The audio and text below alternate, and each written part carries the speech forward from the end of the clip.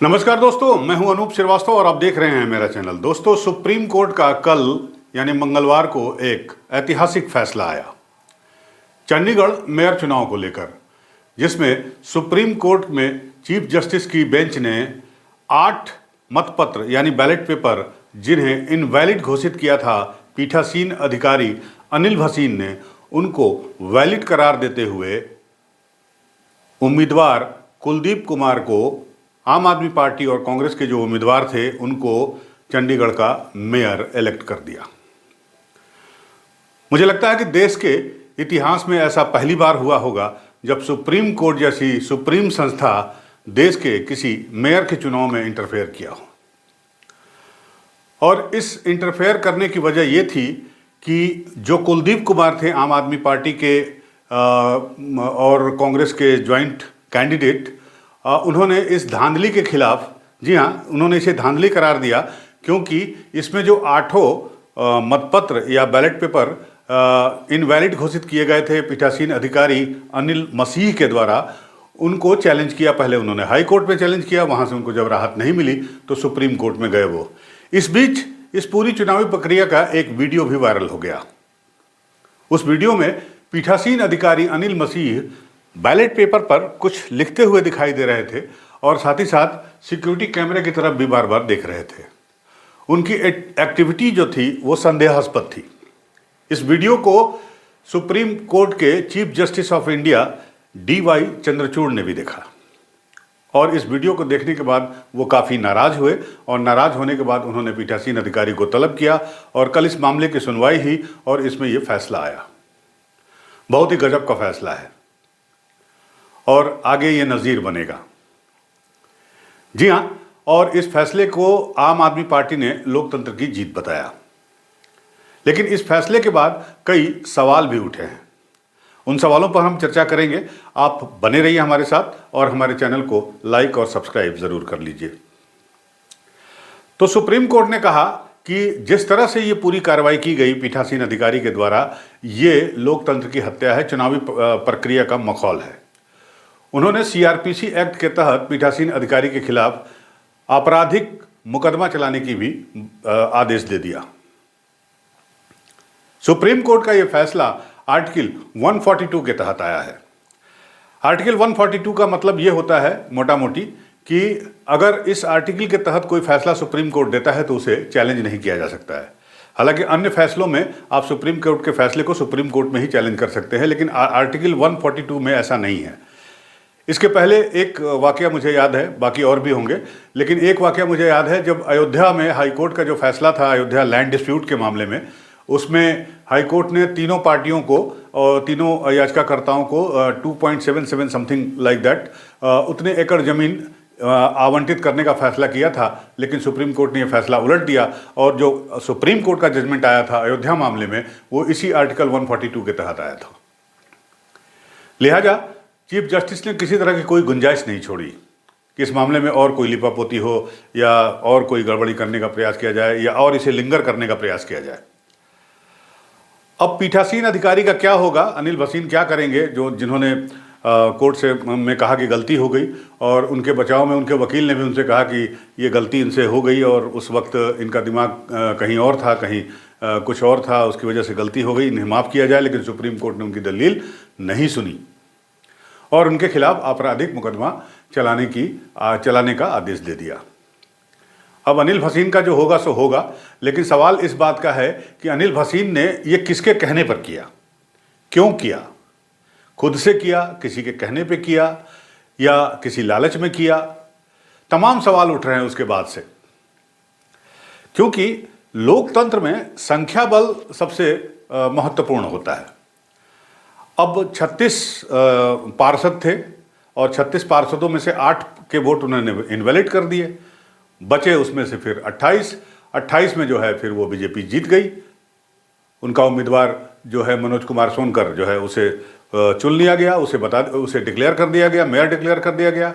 हालांकि जब मामला सुप्रीम कोर्ट में गया तो मनोज कुमार सोनकर ने चुप्पे से रिजिग्नेशन यानी इस्तीफा देने में ही अपनी भलाई समझी, क्योंकि उन्हें आभास हो गया था कि अब मामला गड़बड़ हो रहा है।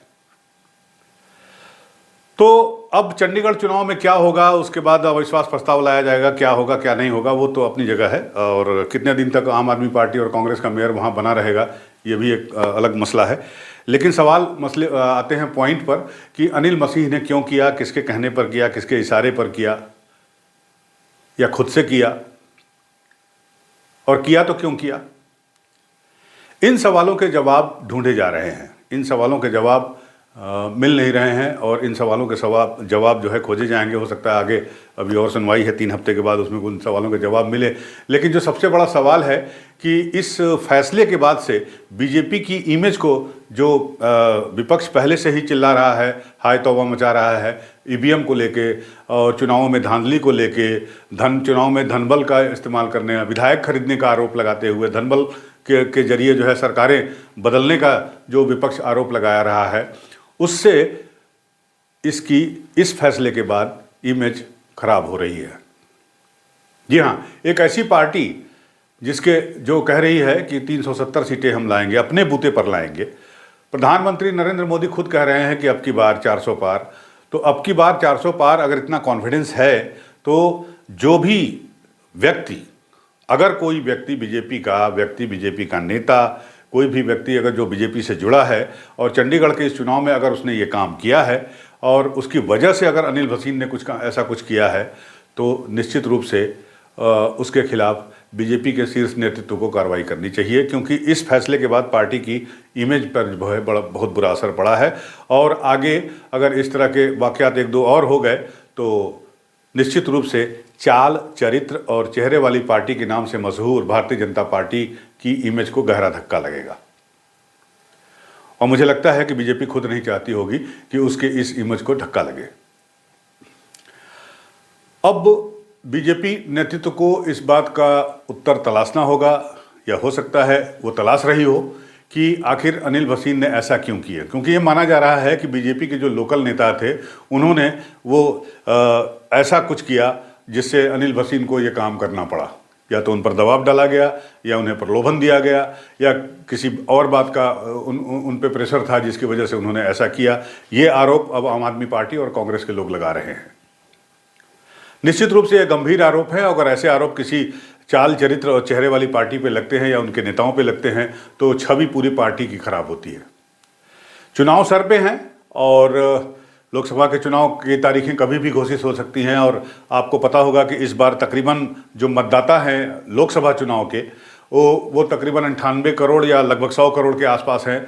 और आप सपोज करिए कि अगर उसमें 65% या 70% या 75% मतदान होता है तो एक एवरेज जो है वो 68 से 72% जो है वोट पड़ेंगे। तो विपक्ष जो ईवीएम को लेकर पहले ही सवाल उठा रहा है और ये कह रहा है कि ये बैलेट पेपर था जिसकी वजह से सुप्रीम कोर्ट को सबूत मिल गया, ये स्पाई कैमरा था जिसकी वजह से सुप्रीम कोर्ट ने 2 दिन में ये फैसला सुना दिया, जबकि महाराष्ट्र का मामला जो है वो अभी तक नहीं सुलझ पाया है, जो सुप्रीम कोर्ट में लंबित है।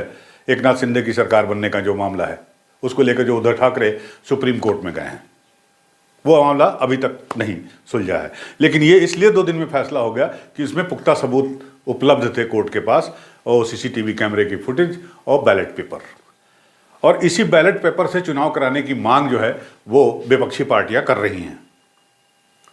तो निश्चित रूप से अगर विपक्ष को ये कहने का मौका मिलता है या मिल रहा है कि बैलेट पेपर से अगर चुनाव कराया जाएगा तो धांधली नहीं होगी, क्योंकि बैलेट पेपर से चंडीगढ़ का चुनाव हुआ, उसमें धांधली हुई और पकड़ी गई, तो निश्चित रूप से बीजेपी को सोचना होगा, बीजेपी को समझना होगा कि इस तरह के आरोप उसकी पार्टी पे न लगे। ऑलरेडी बीजेपी की पोजीशन बहुत मजबूत है, कम से कम इस चुनाव में, अगर लोकसभा चुनाव 2024 की बात की जाए तो। और इसी विश्वास और इसी बूते पर जो है वो 400 सीटें अब की बार 400 पार की बात कर रहे हैं, 370 की बात कर रहे हैं। तो मुझे नहीं लगता कि बीजेपी को इस तरह के छोटे छोटे चुनावों में या छोटी छोटी चीज़ों में ऐसे उलझना चाहिए बीजेपी के नेताओं को, चाहे वो लोकल लेवल पे ही क्यों ना हो, जिससे पूरी की पूरी पार्टी की इमेज टार्निश होती हो, तार तार होती हो। मुझे उम्मीद है कि बीजेपी का शीर्ष नेतृत्व जो है वो इस बात पर ध्यान दे रहा होगा और आगे ऐसा कुछ आरोप उसके ऊपर न लगे, इस बात की पूरी कोशिश की जाएगी। सवाल जवाब किया जाएगा चंडीगढ़ के उन नेताओं से, अगर उनका इन्वॉल्वमेंट उसमें है तो इस वीडियो में बस इतना ही, मिलते हैं फिर आपसे अगले वीडियो में, तब तक के लिए नमस्कार।